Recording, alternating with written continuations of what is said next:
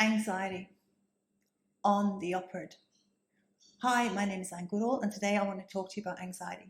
Now, unless you've been living under a rock, or unless you live in a very, very, very unique part of the world where you're closed away from everybody, everything, don't have access to the media, basically living in a form of utopia, then maybe you wonder what anxiety is. But if you're like the rest of us on the planet, well, of course you will, because anxiety is something that I would say, truthfully, at this stage, that a lot of people, if not most people on the planet, have been experiencing. And as you would know, over the last 2 years, with the advent of COVID, whoever had anxiety, or as I say, run anxiety, I wouldn't say necessarily that COVID has caused it, but certainly COVID would have increased it. So, anxiety, what is it? Well, I run a clinical hypnotherapy practice, an online hypnotherapy practice. And when I say to somebody when they come initially and they say, right, I've got anxiety. And the question is, well, what is anxiety? Like, what do you mean you've got anxiety?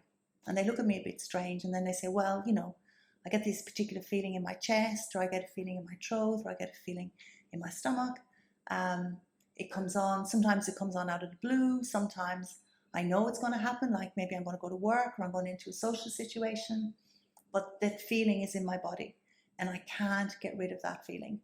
And sometimes it just prevents me from doing things. So avoidance is a huge thing with anybody who runs anxiety. So what happens is we tend to avoid things. I mean, I have shared this before and I probably share it again, but I used to have anxiety. And my anxiety was about going into lifts or enclosed spaces or tunnels.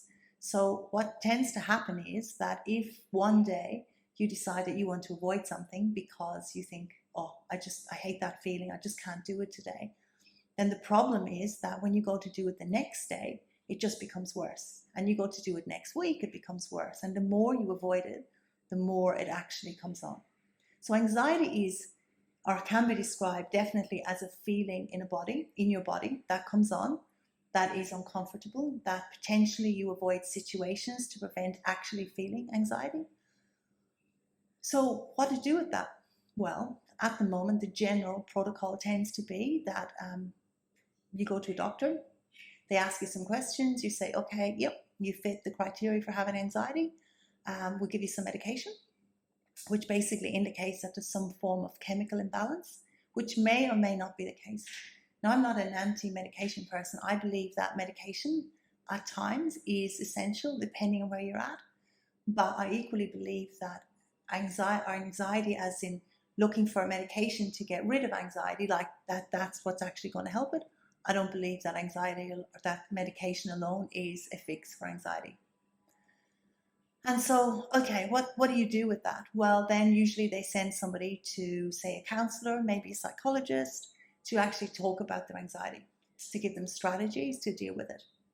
Now, I'm not in the job of banging out psychology or counseling. But what I do know is that most people who come to hypnosis have already been down that road already. And what tends to happen is that if you go to see a counselor, you talk about your problems.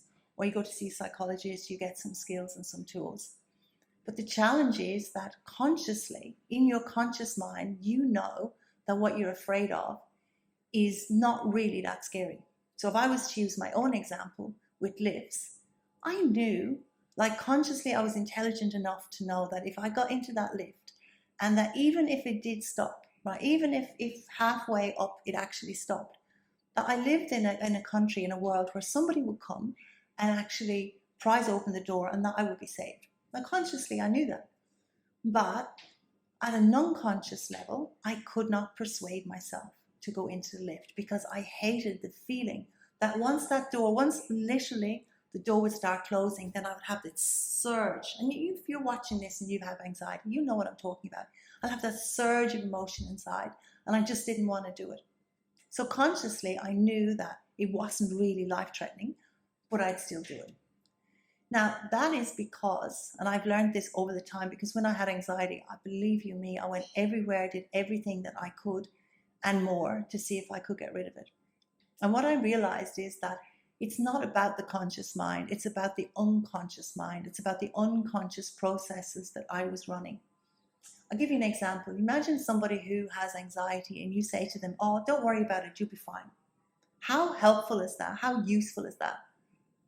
And my answer would be, well, it's not useful at all. It's not helpful at all. Because, yeah, sure, going into the tunnel, you'll be fine. People go into the tunnel every day.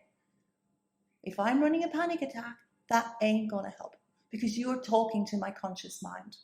And my conscious mind is not what is governing my body and my behavior in the time. What's governing my body and my behavior is my unconscious mind.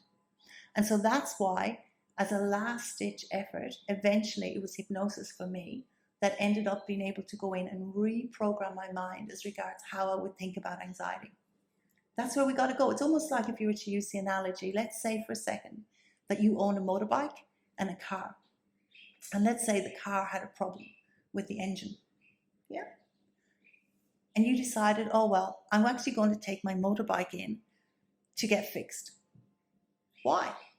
The motorbike doesn't have the problem. It's the car. It's the engine of the car. And so too is it similar when you go and you actually think, all right, I'm going to go somewhere that's actually going to work with my conscious mind.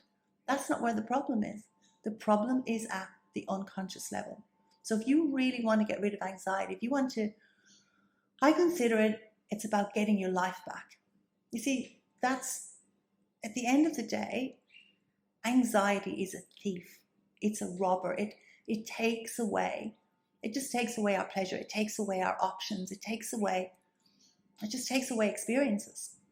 And the longer we have it, the more we don't do anything with it, then sometimes that anxiety can end up going down the road of depression, where somebody gets into the state where it's like, okay, I've had this for years and I can't get rid of it. And a sense of helplessness and hopelessness comes in. But even when you're running anxiety, it's a thief. It takes away opportunities. And sometimes what we do is we fool ourselves. We tell ourselves, oh, I didn't really want to go to that social gathering, or, oh, I don't really like social gatherings, so I'm kind of happy to stay at home. Really?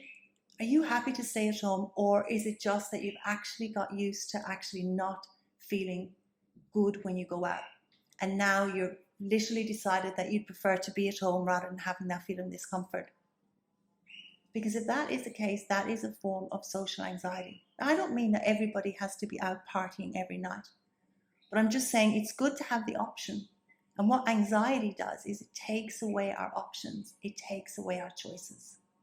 So what I'd like to suggest, as you listen to this audio, as you listen to this video rather, is just have a think about it. Have you had enough? Are you actually tired of having anxiety? Are you ready to make the changes? Because if you are, I suggest that you go in and do some work. Find somebody who works with your unconscious mind. Go find some clinical hypnosis. Find somebody who understands how your thinking process is and that can actually give you some tools to change those processes.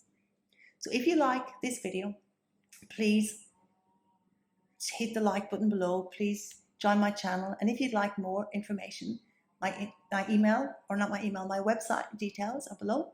Click on the link for more information. Until I see you next time, namaste, have a good day, and good all, your personal hypnotherapist.